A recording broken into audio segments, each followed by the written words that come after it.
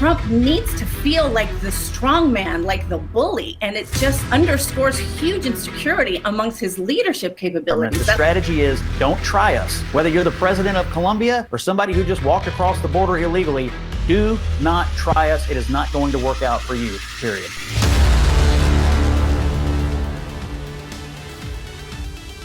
In this video today, President Trump has threatened the Colombian president with 25% tariffs if they don't comply with accepting their citizens who crossed the border into this country illegally. And now this story has developed to the point of the Colombian president firing back and making a fool of himself. So what we're going to do is dive deeper into the story and catch you guys up. It actually started earlier this morning, in fact, 16 hours ago, where Colombia obviously rejected the military planes that had their own citizens on them. Why? He rejected them because he feels it is disrespectful to fly his citizens in military planes. In fact, he believes that we are treating them like criminals. But what the president doesn't understand of Colombia is that technically they are a criminal. They broke the law when they crossed the border illegally. But of course, he's not going to understand that. And after that initial response from the Colombian president, that's when President Trump threatened the 25% tariffs if they don't comply within 7 days. It bumps up to 50% tariffs. And then 20 minutes later, the Colombian government posted this official announcement stating that they are already preparing to schedule a plane to pick up their citizens and fly them back to Colombia. And they are also agreeing to participate in a meeting that will talk about cooperation between the United States and Colombia as it pertains to mass deportation. However, the Colombian president is going on X, he's ranting, and he's pretty much saying things along the lines of like, hey, you don't scare me, I'm stubborn too. You could throw your little tariffs at me, I'll throw tariffs back at you guys. And really the two biggest exporters from Colombia into America seems to be coffee or coffee beans and flowers, okay, pre-trimmed flowers. Now, I don't know about you, but I don't care about paying a little bit more for coffee if that means we're getting illegal criminals out of our country. Sign me up, please.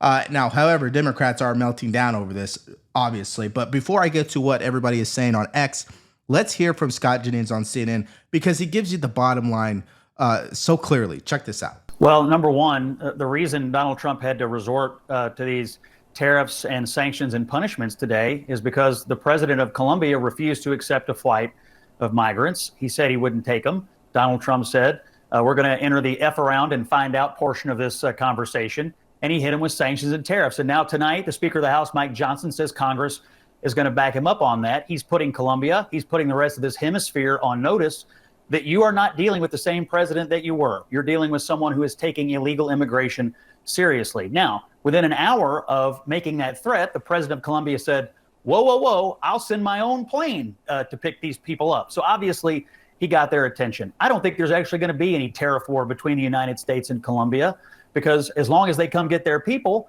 I doubt Donald Trump's going to end up tariffing them, and they won't tariff us. And they'll have learned a valuable lesson that Donald Trump is taking immigration, illegal immigration, seriously. This is real leadership, but it sends a message to everybody else in the hemisphere.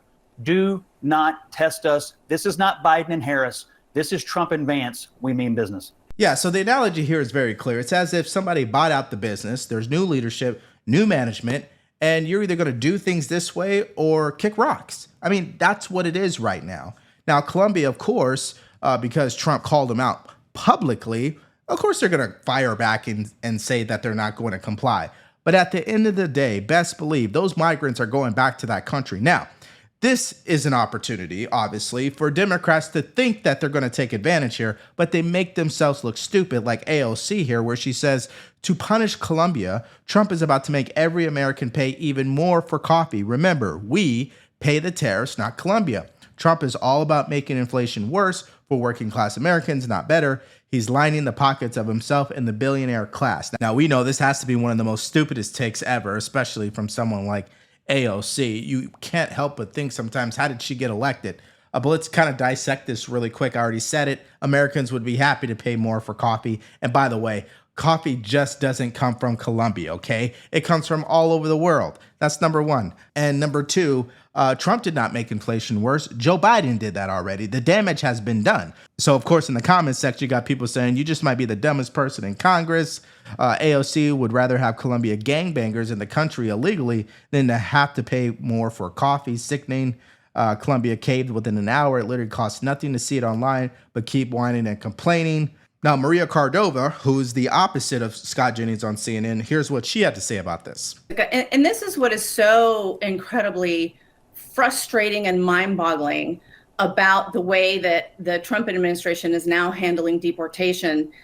Just a quick note on the flights. You know, they act like there were no deportation flights under the Biden administration. And we all know that even, you know, to the chagrin of many activists, Joe Biden deported many, many undocumented immigrants. So again, this is just for show because Trump needs to feel like the strong man, like the bully. And it just underscores huge insecurity amongst his leadership capabilities. That's number one. Number two, on the deportations themselves in terms of criminal undocumented immigrants, Jessica, of course, everyone supports that. Everyone supports that. And that has been going on under Democratic administrations, under Republican administrations. That has been an ongoing policy of the United States of America, which is another thing that this administration kind of belies, doing this now, saying, oh my God, we're the first ones to do it. Well, no, they're not the first ones to do it. But what they are the first ones to do is to lead with cruelty, to lead with divisiveness, to lead with fear-mongering among these communities. Okay, so here's my reaction to this. Number one, the insecurities are coming from the Democratic Party. That's why they lost the election. They operate from a victim mindset, and she's a prime example of that. So when she brings up the whole point about insecurities, no, that's the Democratic Party. That's why you're fear-mongering your base, and that's why people are mistaking Secret Service agents for ICE agents. Okay, yeah, let's talk about that. Number two, under Joe Biden's watch, we had a mass invasion. What credibility do you guys really have left at this point? She speaks as if she's an expert on immigration, diplomacy, or mass deportation. She's neither of those things. And of course, Scott Jennings did shut down her entire argument by going back to what this country truly needs at this time: common sense. Scott, I know you want to jump in there. I do want to ask you too, while you're giving us your thoughts, just can they do this? Look, the logistics of what they're trying to do are difficult. They need a lot of people, a lot of manpower, a lot of money to do this. Is it possible? Yeah, of course it is. And, you know, it happened under Barack Obama, actually. He deported millions upon millions of people, and I don't have any recollection of the U.S. economy collapsing. And no Republican, and I don't think most Americans, are taking seriously the argument that the U.S. economy is underpinned by violent, criminal, illegal immigrants. I mean, if our entire economy is underpinned by people who are rapists and murderers and commit other violent acts, then, you know, we got a whole other set of issues going on in the economy that we ought to talk about today. I mean, people just aren't buying that argument. So the populations that they are starting with are violent, criminal, illegal aliens. Then they also have 1.5 million people who have existing, fully adjudicated orders.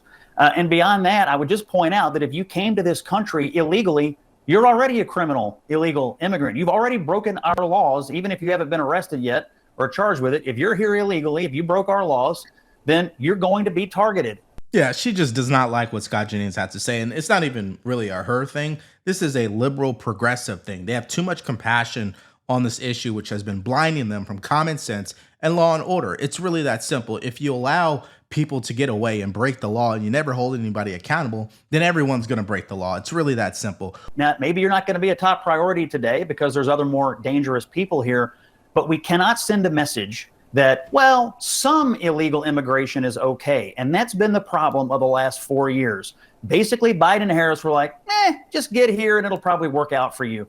That is no longer the communication strategy of the U.S. government. The strategy is, don't try us. Whether you're the president of Colombia or somebody who just walked across the border illegally, do not try us. It is not going to work out for you, period. Now, due to the ranting from the Colombian president, of course, people online started to expose how ridiculous this president really is. And listen, if you're going to go after the United States of America, especially President Trump at this moment in time, you might want to make sure your skeletons are locked away, because the Daily Mail is reporting that the married Colombian president, Gustavo Petro, says he's not gay after he is seen in Panama with a transgender by the name of Linda Yepes. Now, you make of that what you will. I think it's really just entertaining at the end of the day, but it definitely explains a lot how deranged he might be, especially after he ranted on X. And I just don't think it was an appropriate response to what America is asking for. Your citizens are in our country illegally. Just take them back, man. It's not that serious. Now, here's what Speaker Mike Johnson had to say. Colombia and all nations should be on notice. Congress is fully prepared to pass sanctions and other measures against those that do not fully cooperate or follow through on requirements to accept their citizens who are legally in the United States. President Trump is putting America first, just like he said he would, and Congress will implement policies that reinforce his agenda. And the State Department also echoed that same sentiment by saying the State Department will continue to enforce and prioritize an American first agenda following President Petro's refusal to accept 2 of those flights he previously authorized.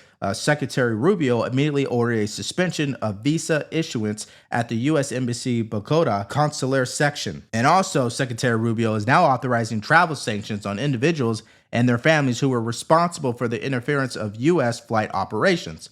Measures will continue until Colombia meets its obligation to accept the return of its own citizens.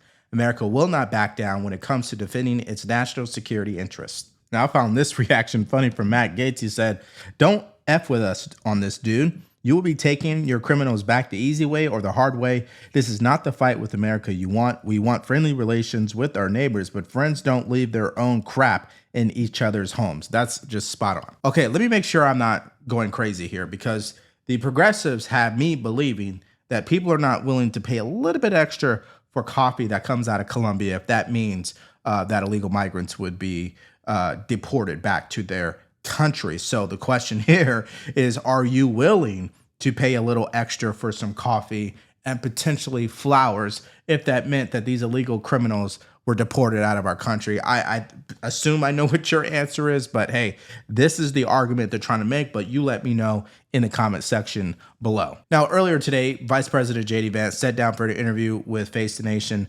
Margaret Brennan, and let's just say it didn't go very well for her. And you guys are not going to want to miss the highlights from that interview and more stories. So if you want to check out that video, all you have to do is click on it because it's coming up right now.